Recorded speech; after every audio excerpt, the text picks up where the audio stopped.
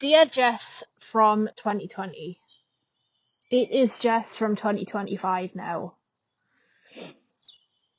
When all of this started, you were 28, I want to say, turning 29.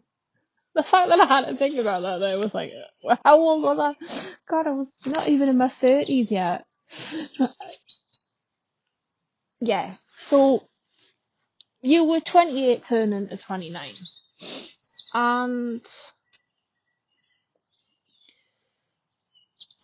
life was really uncertain at the time. You didn't know what to expect. You didn't know how life would change for you, how everything in your life would turn upside down. Now, I know I regularly read my COVID chronicles very, very vividly, and I know as you're writing these, they are helping you get through the shit that is going through your mind throughout this tumultuous time. And that's really good. That is a really good thing, Jess. But in 5 years' time, you eventually want to make somewhat of a screenplay out of those diaries. And this is what this is now. Your story to yourself 5 years later. You are reenacting those exact words exactly as you feel them. Exactly how you reacted, but not in the present. It's in the future. Which I think is quite an interesting take for you. And currently right now, Jess, you are sat underneath your safe place, also known as the shoe tree. And it is Saturday the 15th of March 2025. You're 33 years old. And you are currently watching the sunset underneath the shoe tree. You're lying down underneath a tree and recording this. So, 2020, Jess, I know you've probably got some questions. Okay? So, did lockdown eventually finish? Yes, it did. It finished around July 2021 to 2022. Your whole perspective changed as soon as you turned 30, I would say. When you turned 30, life became more better. The clarification that you had in your 20s made sense for when you turn 30. And now you are 33 and thriving. Not necessarily with money. I think that's just going to be an ongoing thing. Still crap with money. That's just an ongoing thing. I think that will forever be an ongoing thing. But you know what, Jess? 2020 fucked you over. Not going to deny that. It fucked everyone over. And you know, you managed on your own. You managed somehow to be resilient through it. And that's a reminder to myself in 2025. I don't know if this will be made into, get put into the COVID Chronicles. Maybe it will be at the end. But for some reason this year, I always end up reflecting about this time 5 years ago. I always end up making sure that I'm safe around, like, in the week leading up to it and stuff like that. But this year, don't know, this year feels positively different. What I mean by that is, it feels like I'm finally accepting that it happened, and I don't want the trauma to take over my life. I think I don't want this trauma of 23rd of March 2020 at 8 p.m. to be something that takes over my life every March, basically. I mean, Jess, at that time, you needed people in that lockdown, and what happened was you didn't, and you became resilient throughout it, and I'm definitely repeating myself here. And there's a choir that formed after lockdown called Phoenix Choir and stuff like that, and life got considerably better after it, and that's what you want to take away from this, Jess. Shit does get better. Shit does get better, Jess. It does get better. Yep. So, what changed, Jess? Now, obviously, you continued on with the COVID Chronicles until 2024, pretty much, when Labour finally got in. And obviously, the Queen died, and Prince Charles became King Charles, and stuff like that. They were like pretty significant moments in the last 5 years. But what happened in your personal life, Jess? That's what we're all wanting to know. So, one of the major things is you had an interview for a board member. Not board member, to become co-chair on the 17th of December 2022. You didn't become co-chair, but you were accepted onto the board for your vice count. And you had no idea what the fuck a co-chair meant, or what being on a board meant. You just thought it was something to do. 3 years later, here you are, essentially trying to now become co-chair. Potentially about to become co-chair. Basically, you use your big dog to tell the big wigs what the fuck you're talking about.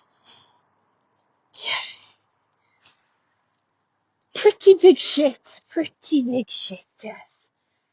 That was not on the agenda in 2020, was it? You just wanted to survive. Yeah, there's some more weird shit about to happen. Okay. And in 2024, you took part in the Geet Muckle Slam. You know that slam you saw that you've always wanted to do in 2023? You did it in 2024, and you took so much from it. And you did your own comedy routine in November because of that Geek Mickle Slam. And also you start developing your comedy style and you start to become more aware that what you write is offbeat, quirky comedy poetry more than actual poetry. I mean, obviously, you're still writing, like, in 2025. That's never gonna fucking stop, Jess. Ever. That will never stop there. I mean, yeah, life, life throws curveballs and you've always got to fucking write about it, Jess. That's the thing. I think you'll be writing until you die, basically. And talking of, no, I wouldn't know. Yeah, okay, we'll go for it. So you discovered some programs that you absolutely fucking loved in 2024 called Inside Number 9. That show quite literally changed your fucking life, Jess. Now, if you hadn't discovered that in 2020, your brain would have just fucking melted and went to fucking heaven. If you think 1984 was bad, and years and Black Mirror was bad, wait until you discover Inside Number 9. Your brain would have had melted and gone to fucking heaven. Because I remember that little rant you did, that 20-minute rant you did about years and years in Easter. Inside Number 9 was not on your radar yet, Jess.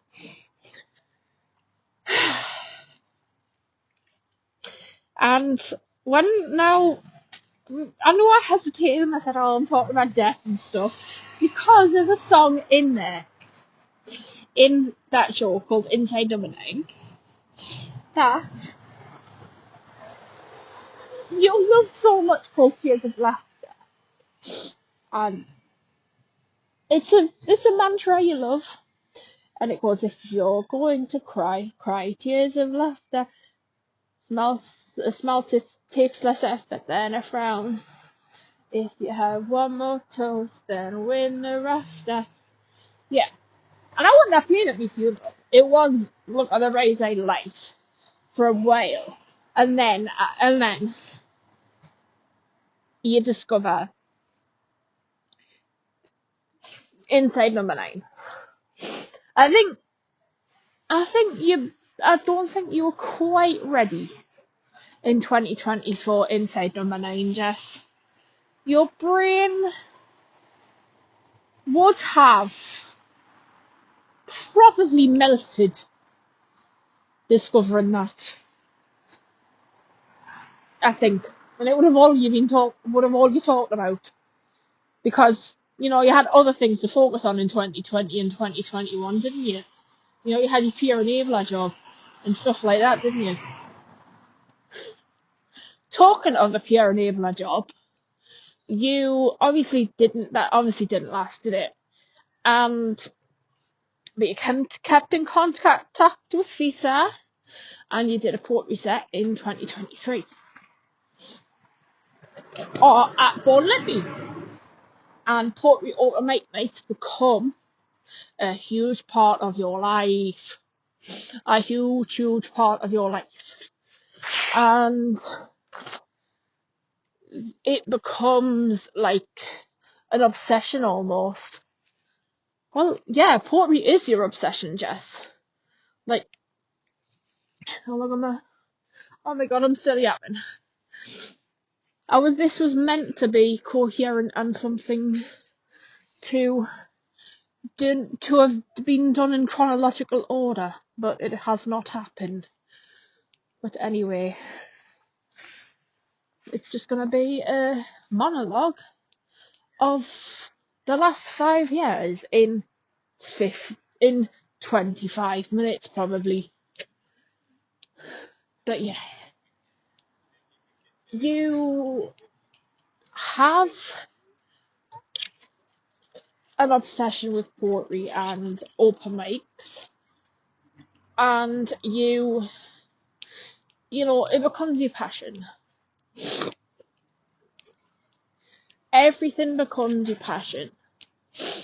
Photography is still up there, although you don't have a DSLR anymore because you sold it in May of 2024 because you were having a bit of a breakdown with whatever you were doing, and you then became fixated on money, and then decided to sell one of your lenses, and then that ended up to be another one of your lenses, and then your whole camera. In a way you regret it, but in a way you don't regret it, Jess. And I think, why am I doing this? Why am I speaking to myself in third person and first person at the same time? I think it's because I just want it to be this running monologue as I'm walking home from the show tree, and it's absolutely freezing.